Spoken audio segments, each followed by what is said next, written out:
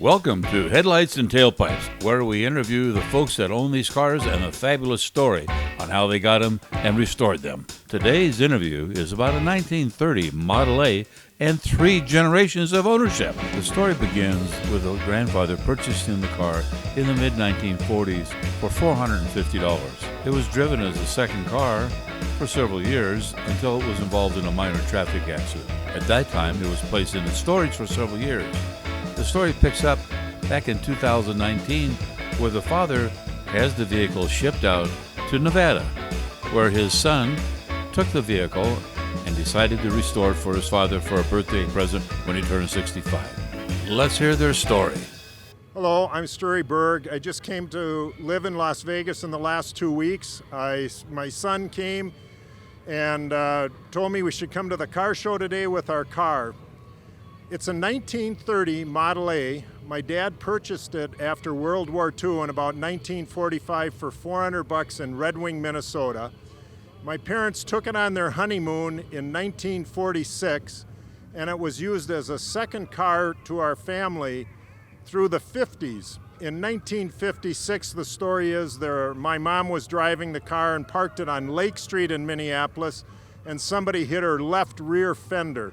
And that was the only dent in the whole car up until it got restored. After that, my dad kept it in a garage, and when he died, my mom kept it in the garage. When she broke up her house, nobody else in the family wanted it, so I decided to take it. It's been in a garage or in storage ever since inside in Minnesota. In 2019, Stefan asked if he could have the car, so I arranged to have the car shipped to Las Vegas. So in 2019, January of 2019, the car was sent from Minnesota to Las Vegas, and it sat for about 6 months.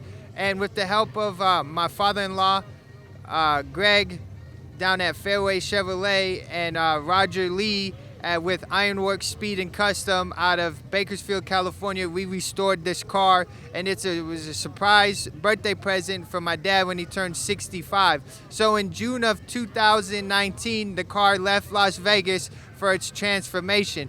So it has a Walden Speed Shop frame, Model A frame, so it's with 32 rails on it. It's a LS3 motor, fuel injected. Upholstery is done by Gabe's Upholstery in California, and then it has Johnson brakes, drum brakes in the front, and disc brakes in the front and drum brakes in the back, disguised as drum brakes. It's a great car. When we gave the car to my dad 2 weeks for showing it the first time, the reaction was priceless. That's what we wanted. It was just an unreal moment, and it's glad to have a car that we can drive and have fun with. What's the future for the car? The future for the car is to stay in our family and just kind of be a weekend driver, or grandkids, pick the grandkids up, take them to get ice cream, and just cruise around town. And the car, it's patina paint, original glass, original grill shell. So it's a cool car, and we just feel that it's a great story. And we appreciate all the people that helped us create the build and create the car to what it is now. The interior looks fantastic. What shop did it for you? Yep, Gabe's did the interior out of California. And original glass, like I said, original paint. The car's two-toned. I think it's blue and black. Original insert on the top. There's a patch on the insert on the top with like some tar you can see, but there's no reason to paint the car because then it just take away the story of the car. Did you have a theme for rebuilding this car? To keep it stock or super stock? Or? We didn't really have a certain theme. I guess I kind of just left that up to Roger from Ironworks Speed and Customs to kind of create the theme.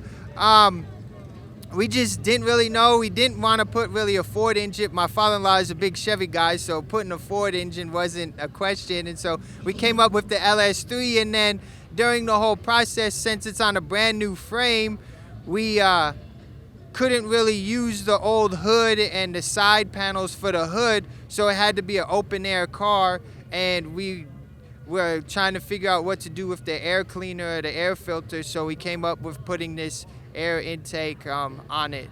And we thought about building an Oldsmobile Rocket, a Cadillac Blue type engine. So we've threw a bunch of ideas around with the engine, and then the car builder decided to come up with this. You have a name for the car. No name, no.